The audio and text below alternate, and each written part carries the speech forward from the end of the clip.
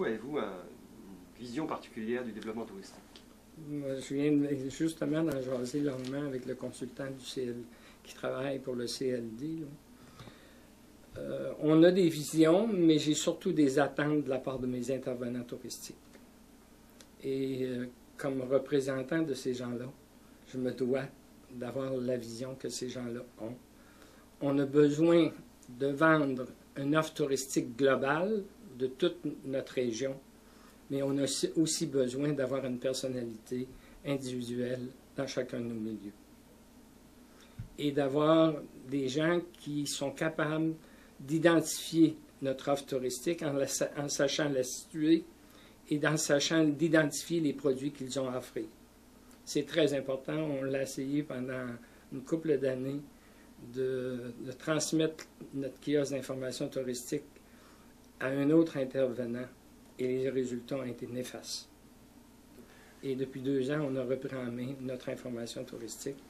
Et la promotion locale de notre tourisme, on souhaite continuer de la faire, mais la promotion globale d'une offre touristique plus intéressante qui va attirer des volumes de touristes plus importants, je pense que c'est important aussi qu'on le fasse collectivement et qu'on utilise les moyens que certains centres, comme Montmagny ont, par exemple, au lieu de créer des centres inutiles, puis de saupoudrer des argents à 4-5 places.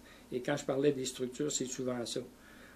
Juste l'administration, l'organisation, l'administration, puis l'opération de chacune de ces échelles-là, on englobe presque le montant total, il ne reste plus rien pour remplir le service. Après, ça fait qu'on dépense pour rien.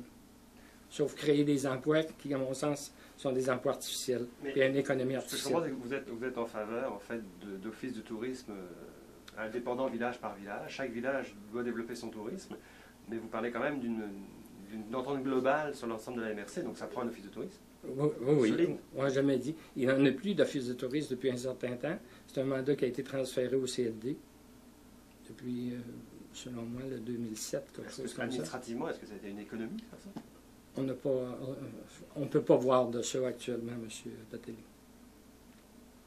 Ni d'économie, puis ni de résultats. On ne peut pas voir donc ça. Le transfert, vous dites, c'est que le transfert de l'office de tourisme au CLD, pour l'instant, n'a pas porté un résultat favorable pour la région? Moi, je ne le pense pas, là, actuellement.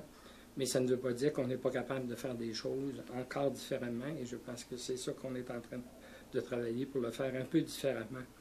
Et qu'on sente que nos intervenants touristiques, dans chacun de nos milieux, pas uniquement dans 1 ou 2 ou 3 ou 4 milieux, dans chacun de nos milieux, que nos intervenants touristiques y en retirent quelque chose.